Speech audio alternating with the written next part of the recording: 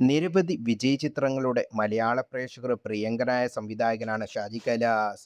സംവിധായകന്റെ പുറത്തിറങ്ങിയ മിക്ക ചിത്രങ്ങളും മികച്ച പ്രേക്ഷക സ്വീകാര്യത ലഭിച്ചിരുന്നു. സൂപ്പർ താരങ്ങളെയും യുവതാരങ്ങളെയും വെച്ചെല്ലാം ഷാജി കൈലാസ് സിനിമകൾ ഒരുക്കിയിരുന്നു. 1989 സുരേഷ് ഗോപിയെ നായകനാക്കി ന്യൂസ് എന്ന ചിത്രം സംവിധാനം ചെയ്തുകൊണ്ടാണ് ഷാജി കൈലാസ് തുടക്കം കുറിച്ചത്.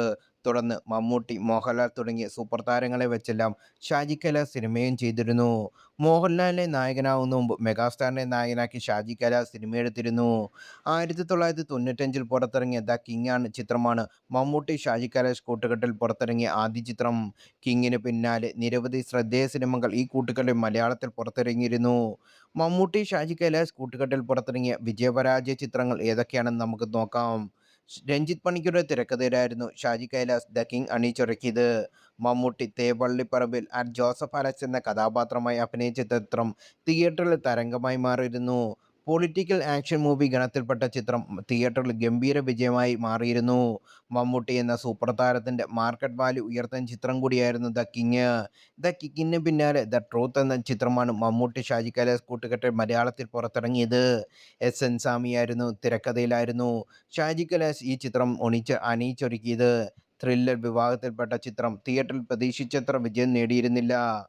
ദ കിങ് എന്ന ചിത്രത്തിൽ ഉണ്ടാക്കിയ തരംഗം ഒരിടവേളയ്ക്ക് ശേഷം ദ ത്രീത്തിലൂടെ ആവർത്തിക്കാൻ മമ്മൂട്ടി ഷാജി കൈലാസ് കൂട്ടുകെട്ടിന് സാധിച്ചിരുന്നില്ല എന്ന് തന്നെ പറയാം.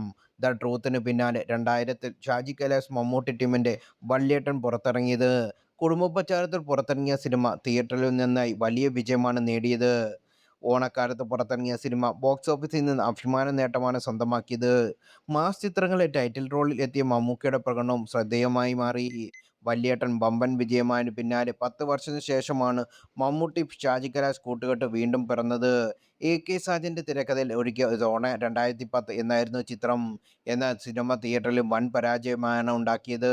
ദ്രോണയ്ക്ക് പിന്നാലെ ആഗസ്റ്റ് 15 എന്ന ചിത്രം ഈ കൂട്ടുകെട്ടിൽ മലയാളത്തിൽ പുറത്തിറങ്ങിയിരുന്നു. ദ ട്രൂത്തിന് ശേഷം എൻ സാമിയുടെ തിരക്കഥയിൽ ഒരുങ്ങിയ ചിത്രത്തിന് തിയേറ്ററിൽ വലിയ തരംഗം ഉണ്ടാക്കാൻ സാധിച്ചിരുന്നില്ല. 2012-ൽ വീണ്ടും the king and commissioner Mammootty Shaji Kailas കൂട്ടുകെട്ടിൽ ഒടുവിൽ തിയേറ്ററിലെത്തിയ ചിത്രം. വലിയ ഹൈപ്പുമായി എത്തിയ സിനിമയ്ക്ക് പ്രേക്ഷകരുടെ പ്രതീക്ഷയ്ക്കൊത്ത് ഉയരാൻ സാധിച്ചിരുന്നില്ല. മമ്മൂട്ടിയും സുരേഷ് ഗോപിയും ഒരു ഇടവേളയ്ക്ക് ശേഷം വീണ്ടും ഒന്നിച്ച ഈ മാസ് ചിത്രം തിയേറ്ററിൽ വൻ പരാജയമായി മാറുകയായിരുന്നു.